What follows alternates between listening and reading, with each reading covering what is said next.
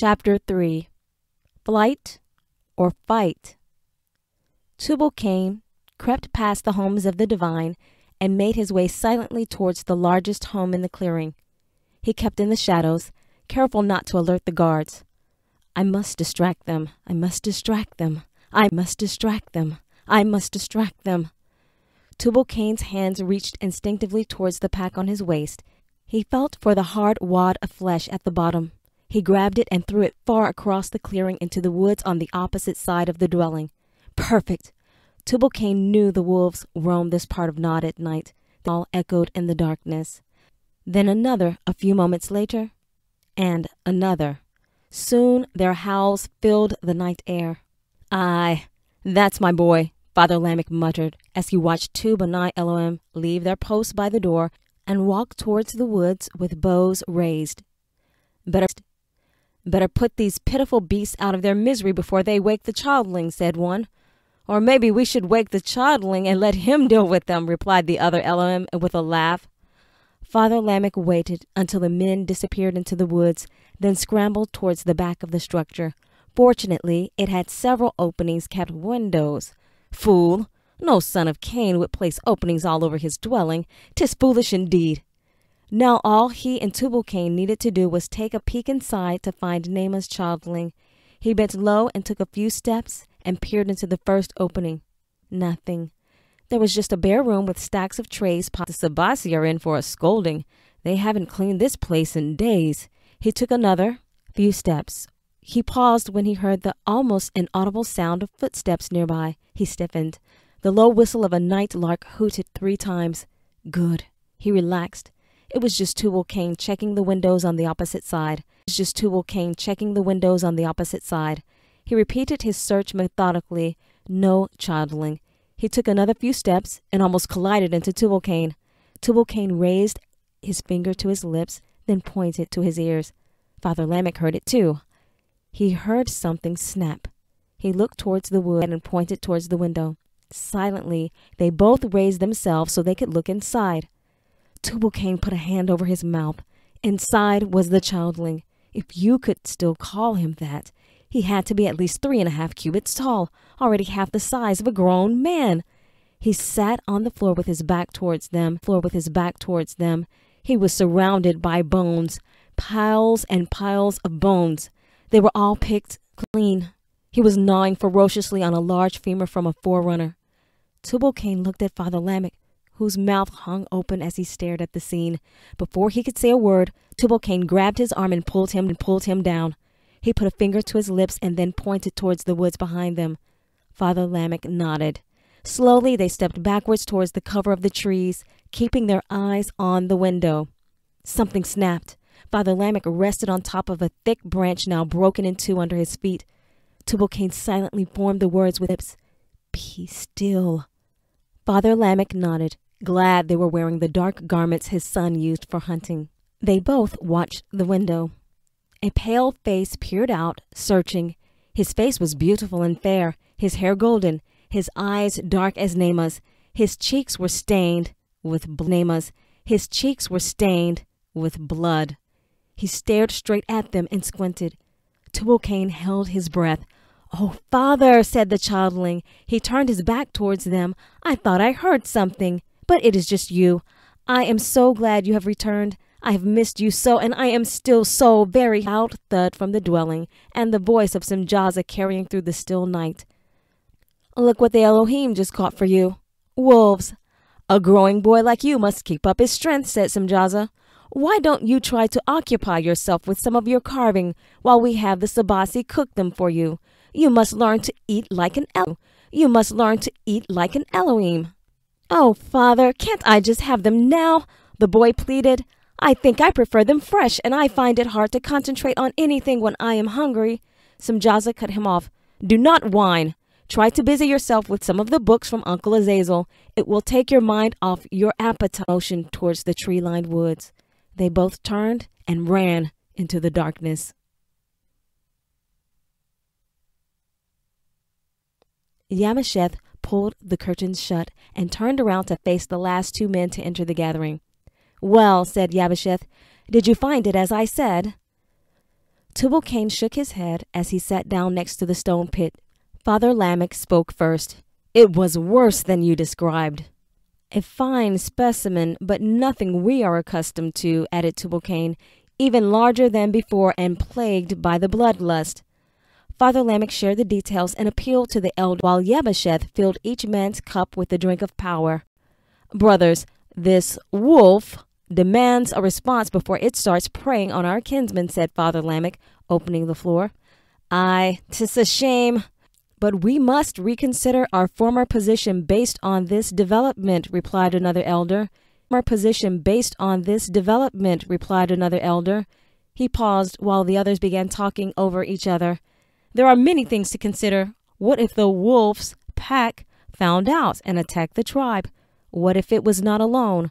What would the Ancient One do if a wolf was killed in this manner?" said another. Possibilities of such a move. The room settled. "Indeed," said Yabasheth, "something must be done about the wolf." "A group of hunters could easily take down the wolf," said Tubal-Cain, "and then cleanse their lair. That way no one in the city would be harmed." Aye, sounds like a fair plan," agreed Father Lamech. "How many men would you need for the hunt?" They spoke in generalities, using the code agreed upon earlier, just in case someone was listening. Someone was listening, but it was clever. It knew just what the humans meant by wolf. "I hate monkeys," it snickered in the shadows. Moloch's response was unheard by human ears. "There will be no wolf hunt, monkeys, not on my watch." Moloch scampered down the roof and onto the dirt path, Lazarus meandering near the trail, harassing any son of Cain who happened by.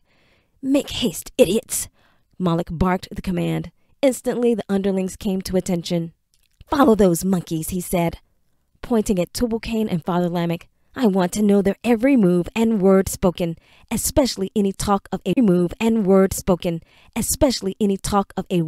hunt. I must be off to Sheol to inform the great leader. I guarantee he will want to know every detail of their treachery." Moloch glared at the lesser crouching closest to him as he raked a long talon down the side of the underling's face. "So, for your own heir."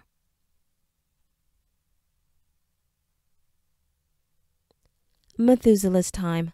Location, Sheol, Adama. First dimension. "Where are the garments I requested?" asked Lucifer. "My patience wears thin." "We have the other items needed for the raising, the incense, the oil, the bitter herb." Yes, I can see that," said the great leader, waving a dismissive hand over the elements displayed on the stone table. "Where is the garment and the sacrifice?" "Lucifer, Lucifer!" yelled a voice from the entrance to the great hall. "I came as soon as I could. Moloch burst through the entrance, panting. The monkeys are going to kill it. They are going to..." Moloch skidded to a halt as he collided into the table, sending all of the carefully arranged elements crashing to the floor. The great leader swung around towards the commotion. "Oh, please pardon me, Simjaza. I spoke too soon. I see you have the sacrifice right here." Lucifer snatched up Moloch by the collar with one hand, held him high in the air over the table, and in one motion pressed a dagger into his neck with the other hand. Captain Simjaza laughed, using the distraction to formulate his next answer carefully. "Well, his timing..." Too true, said Lucifer, dropping Moloch in a heap on the floor. "Yes, too true," said Moloch with a cold stare, as he pulled himself upright and brushed the fragrant oil off his skin. It burned. "Plus, you won't have any way of knowing how the monkeys plan to kill the childling." Blabbering about. The blood drained in Captain Simjaza's cheeks. "I am sure it is nothing, my lord." "How dare you allow monkeys to roam near my child?" said Satan. "Wild animals have no place in..." No, my lord, you misunderstand. Monkeys are sort of a pet name we have given the human animals near my childling," said Simjaza. I do see your point," said Lucifer. He chuckled. "They are rather like monkeys, aren't they?" Then just as quickly his expression turned cold. "But monkeys do not plot, do they, Simjaza?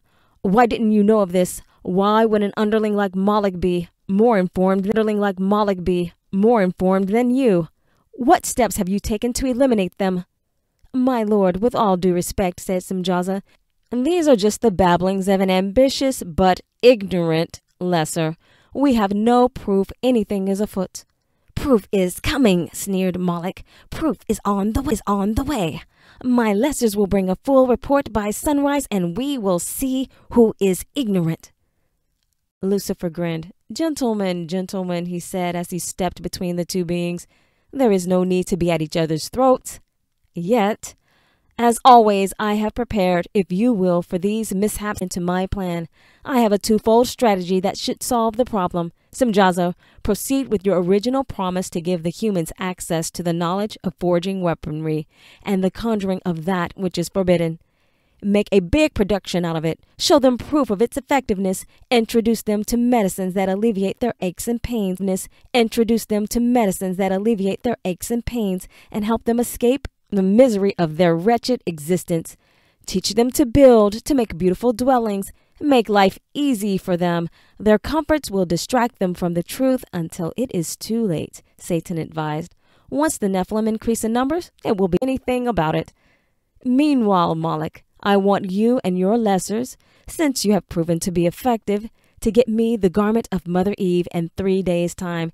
It is all I need to raise our latest edition. With Nema alive, we can ease the suspicions of the sons of Cain until the rest of the Nephilim children are born.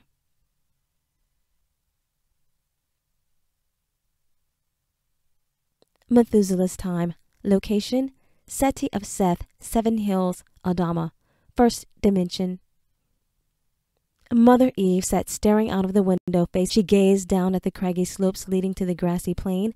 It was the cool of the day. She breathed deeply. For just a moment she thought she smelled the fragrant aroma of that tree again. She remembered its delicate petals, the rushing waters that flowed through and around its base, filling the entire garden with its scent. Is that the voice walking? Eve leaned forward and peered down the trail outside her dwelling, expecting him to appear. She saw only a few Sabasi rushing their childlings inside before sunsleep. No, I am imagining things again. A tear rolled down her cheek. There, Mother Eve, said Medici Adna. There, Mother Eve, said Medici Adna, bustling into the room. The broth I made was full of Alru.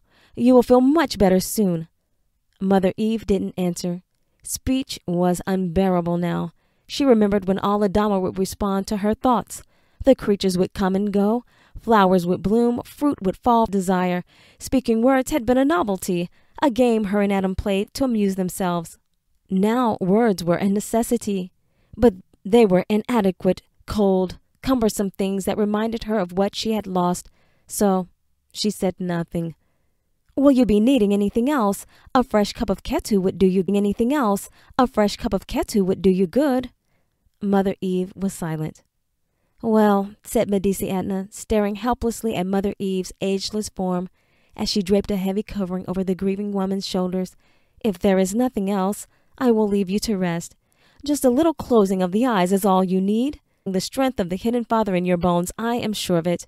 She bent down, kissed Mother Eve's forehead, and closed the door gently behind her. Mother Eve felt her eyelids grow heavy. Medici Adna must have put idleweed in my broth too, sly girl. Normally, Mother Eve would have been furious if a Medici gave her the herb without her knowledge, but she had not slept soundly in many cycles. For truth, I am glad for its aid. She relaxed and drifted. The sound of footsteps approaching her door startled her. She heard 3 timid knocks. Eve sighed. Ah, Medici Adna again. She pulled herself up, not say something to assure her she will never give me peace. Come in, daughter. The door swung open, and in she came carrying a huge bundle of flowers. A little something to bring you cheer, said the raspy voice. It was not Adna. It placed the flowers on the base of the window and hovered just inches above Eve's face. Cold, cunning eyes glared out from a deformed, hairy face. Eve, you are still the very image of beauty. Its rancid, hot breath stung. More whispers filled the room. Dark shapes surrounded her, grasping, pinching. Eve cringed. She pulled the heavy covering up to her chin and kicked both her feet with all her might. She heard 2 thuds. "You'll pay for that! Get away from me, you beast!"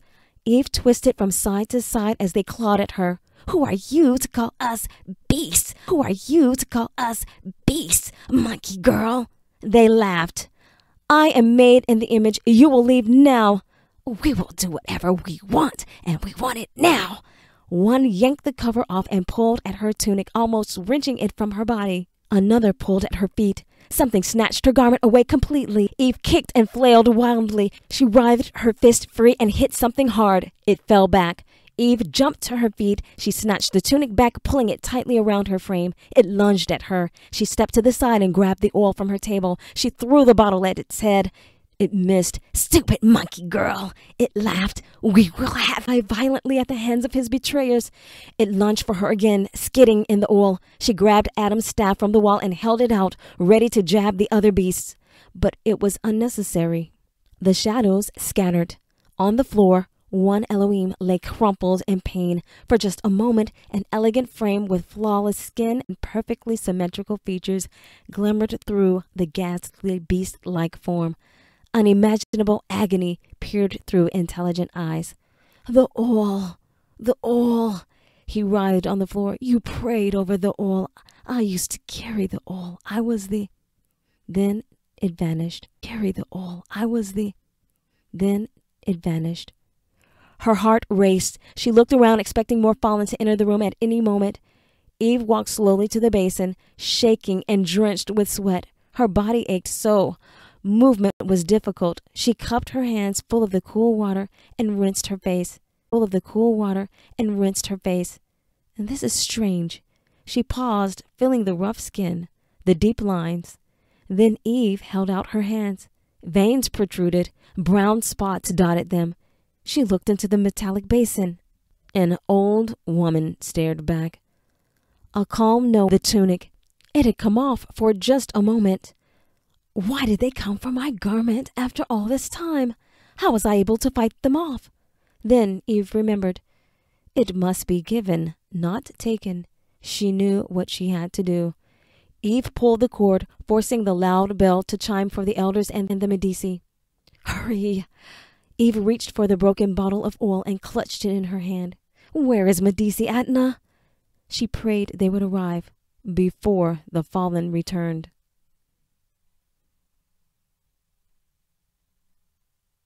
Methuselah's time, location, planet of Avonland, Adama, first dimension.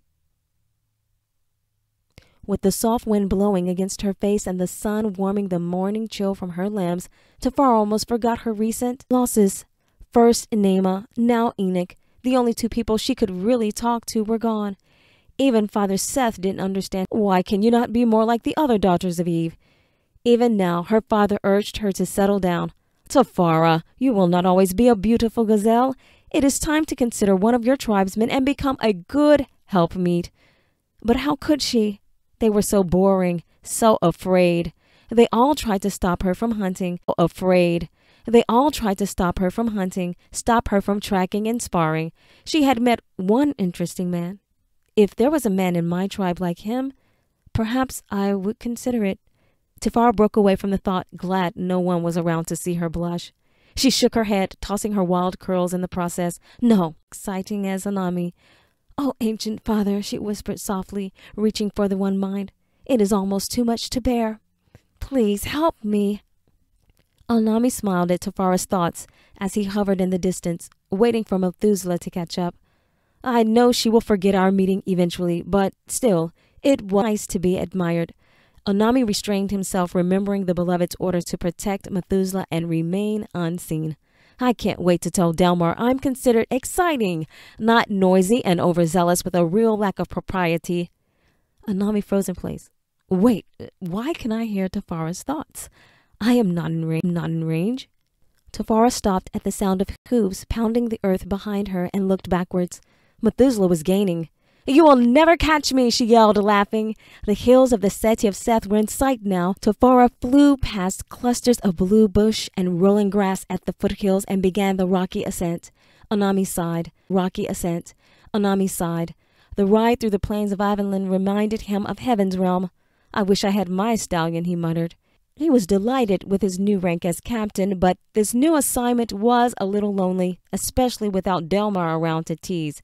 Whoa! Anami jumped and swirled around as Blue Star appeared next to him. How did you get here, boy?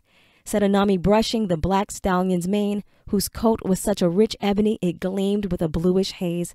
Well, now that you are, at least I don't have to talk to myself. Anami laughed and mounted in one fluid motion. The one mine honored my desire, Blue Star. Being a captain has its perks. Instant Blue Star rode side by side Methuselah. Anami leaned over and whispered to Methuselah's forerunner. The creature surged forward, gaining on the animal galloping just ahead. Methuselah pressed his heels in the side of the forerunner. Do not be deceived, my dear Medici Tafara, Methuselah laughed. You are not a tracker yet. With a final burst of energy, his forerunner raced ahead until the two creatures were almost neck and neck. Well, bless the ancient, Tafara looked over her shoulder. You might be our only hope if anything happens to me. How did you? Suddenly, Tafara pulled in the reins. Her forerunner reared its hind legs. Whoa! Methuselah slowed his forerunner before it crashed into the pair ahead. What is troubling you, Medici Tafara? He taunted. Afraid of losing? Of course not. She pointed towards the hills. Look there. In the distance, a group of trackers clad in full regalia raced down the craggy slopes of the 7 hills, carrying the banners of Seth, half-staff. Runners wearing formal headdresses meant only one thing. They carried an urgent message for someone. Once the runners descended the hill, they would split, branching out in all directions until the recipient of the message was found. The runners did not split. Instead, one of them pointed, then headed straight towards Methuselah. The rest followed. Tafara felt a knot in her stomach. Praise the light! This is good news. The elders must have already decided to send word to the city of Nod requesting to attend Nema's. This is not about Nema, said Tafara quietly, edging her forerunner ahead slowly. There are too many stripes on their faces. Forerunner ahead slowly. There are too many stripes on their faces. The paint on a runner signified who the message was from. Minimal paint meant the message was from someone with low status. Full paint and regalia was reserved for elders. Oh, you are right, said Methuselah. He held his hand over his eyes and squinted. You know, I have not seen so much. They both looked at each other. Simultaneously, they took off towards the runners, bridging the distance between them in a matter of moments. Tafara leaped off her forerunner as it slowed to a trot and ran forward to meet the tracker. Medici Tafara! Medici Tafara! The young man yelled, panting. Come quick, there is not much time. Speak now, commanded Tafara. Speak now, commanded Tafara. The knot in her stomach lurched. What happened?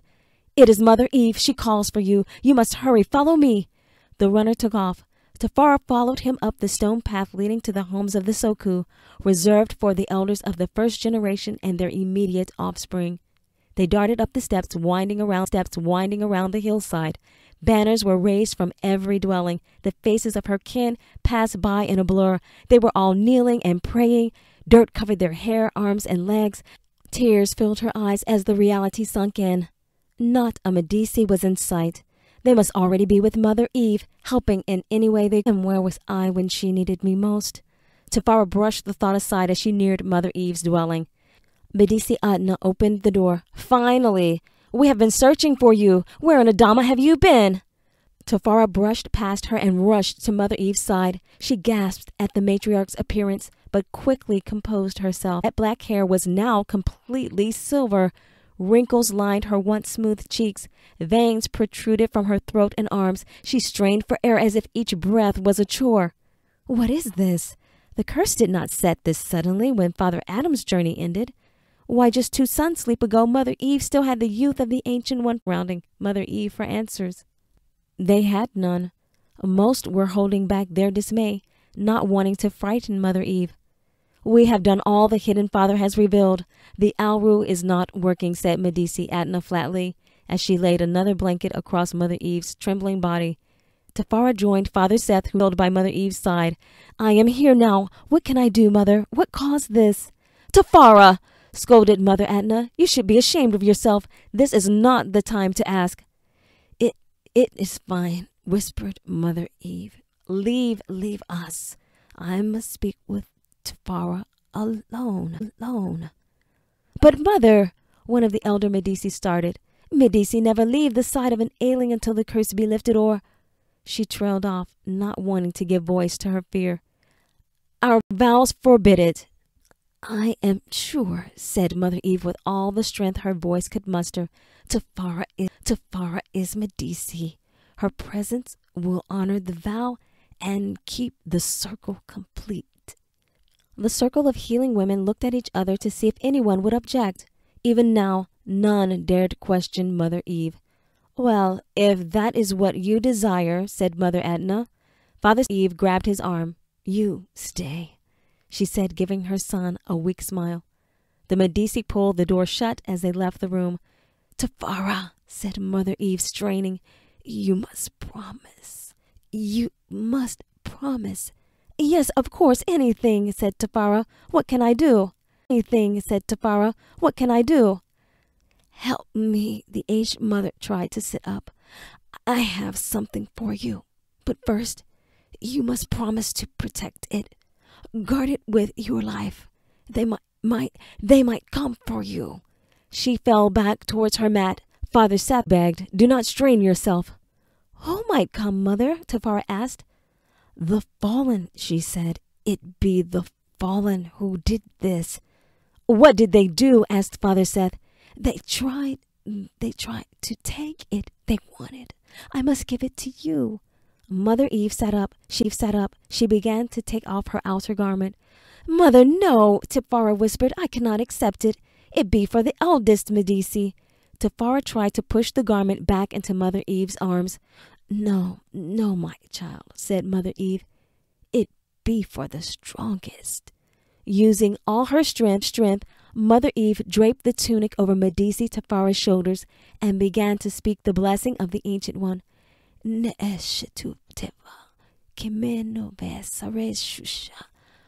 Father Seth bowed his head.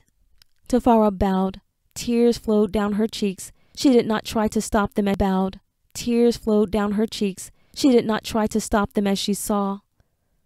Mother Eve weakened before her eyes. Within moments, the Great Mother paled and withered. She squeezed Father Seth's arm. Seth, tell Cain, said Mother Eve. I will send for him. Tell Cain, said Mother Eve. I will send for him, Mother. He started to rise. She clenched his hand. No time now, she said softly. Tell Cain I forgive him. Now I will rest. I see my Adam, she said. I am here, Mother, said Father Seth, bringing his mother's hand to his lips. Come close, girl, she gasped. Tafara leaned forward. Yes, Mother. Be careful, Mother Eve whispered in her ear.